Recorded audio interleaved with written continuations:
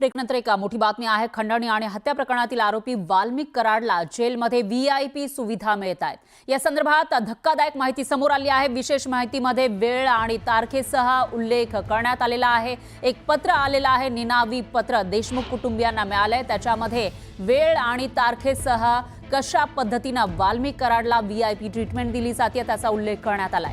तर जेलमध्ये वाल्मिक कराडला मदत करणाऱ्या कर्मचाऱ्यांची नावं सुद्धा त्यामध्ये आहेत। त्यामुळे खळबळ माजली आहे। समोर आलेल्या माहिती संदर्भात देशमुख कुटुंब जेल प्रशासनाकडे माहितीच्या अधिकारामध्ये संपूर्ण माहिती मागणार आहे। समोर आलेल्या माहिती संदर्भात कारागृह अधीक्षक मुलाणी यांनी अधिकृत प्रतिक्रिया दिलेली नाही। तर दिलेली ही माहिती जर संपूर्ण खरी असेल तर हे धक्कादायक आहे।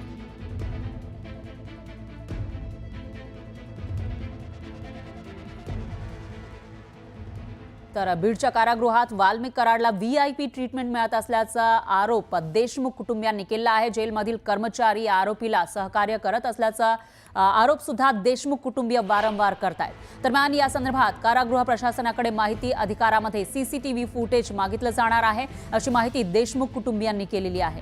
तर या प्रकरणाची दखल न घेतल्यास मुख्यमंत्री फडणवीस यांच्याकडे याची माहिती देऊन तक्रार करणार असंही देशमुख कुटुंबीय म्हणतात। त्यांच्याशी बातचीत केली आपले प्रतिनिधी सुरेश जाधव यांनी।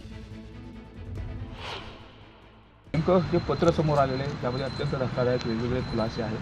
हे कशा पद्धतीने आले आणि नेमकं ह्यात काय काय धक्कादायक खुलासे आहेत? जे काही खुनातले जे आरोपी आहेत जेलमध्ये त्या आरोपींना प्रशासनामधले लोक मदत करत आहेत। कारण त्यांच्या पाठीमागे असं मला वाटतं कुणीतरी शासनातला बडा माणूस आहे, त्यामुळं ही मदत केली जात आहे। खून होण्याच्या अगोदरपासून पोलीसही या आरोपींना मदत करत होते आणि खून झाल्याच्या नंतर त्यासाठी किती मोठा लढा उभा करावा लागला। त्यानंतर हे लोक जेलमध्ये गेले आणि हे लोक जेलमध्ये गेल्याच्या नंतरही त्यांची तिथं सेवा केली जात आहे। त्यांना त्यांची झडती न घेता त्यांना जेलमध्ये जाऊ दिलं जात आहे। त्यांना इतर लोकांना भेटी दिल्या जात आहेत। भेटी देऊन त्यांना व्हिडिओ कॉन्फरन्सवर बोलण्यासाठी 2-2 घंट्याचा वेळ दिला जात आहे। हे का आणि कोण आहे या पाठीमागं? कशामुळे एवढी मदत केली जात आहे या आरोपींना असं आम्हाला वाटतं। मात्र ही जी माहिती समोर आली ही माहिती कोणाकडून समोर आली आणि ज्या पद्धतीने माहिती आहे की चहा देखील दिला जातो, निकोटीन दिलं जातं अशा पद्धतीतील उल्लेख आहे ना। त्या जेलमध्ये प्रत्येक ठिकाणी सीसीटीव्ही फुटेज आहे। आपण त्या ठिकाणी जी घटना घडत आहे त्या घटनेतलं प्रत्येक सीसीटीव्ही आहे आणि त्या सीसीटीव्हीचा टायमिंग सहित आपण त्या तक्रारीत दिलेला आहे।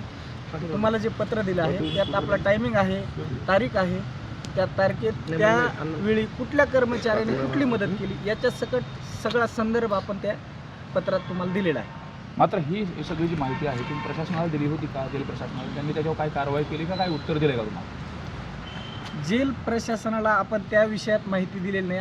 आपल्याला माहिती आलेली ती आणि जेल प्रशासनानं स्वतः चौकशी करावी, आमच्या तक्रारीची वाट बघू नये। कारण प्रत्येक ठिकाणी आम्ही तक्रारीच करत बसणार आणि आरोपींची आम्ही पाठीमागं काय काय करत आहेत आरोपी याच्यावर आम्ही लक्ष कुठपर्यंत देणार? सुरेश जाधव, न्यूज 18 लोकमत, बीड।